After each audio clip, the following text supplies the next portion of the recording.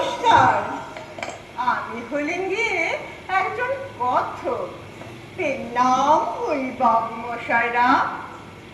মহাভারতের কথা অমৃত সমান, যুগে যুগে হয় তার নতুন ব্যাখ্যান, হয় নতুন ব্যাখ্যান।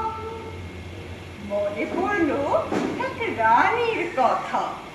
রানী, কিন্তু রানী নয়, সম্রাজ্ঞী, কিন্তু সম্রাজ্ঞী নয়। রাজ্যেশ্বরী হয়েও সে রাজ্যহারা, সব পেয়েও সভ্যহারা এক অভাগিনী মেয়ের কথা বাবু মশাইরা। দ্রুপদ নন্দিনী সেজে রাজার দুলালি, যজ্ঞের অগ্নি থেকে আবির্ভূতা নারী, যাজ্ঞসেনী নাম তার, সে হল পাঞ্চালী।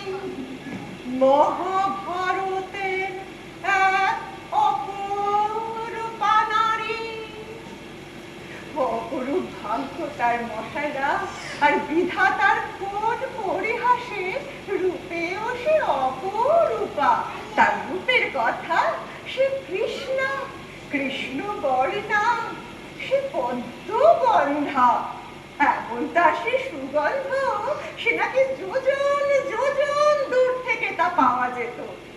সে ভ্রমর চক্ষু, সে বিহঙ্গিনী, সে সুকেশিনী, সে অপরূপা। তাই এ হেন রূপবতী মেয়ের দিকে তাকিয়ে তাকিয়ে দ্রুপদ রাজা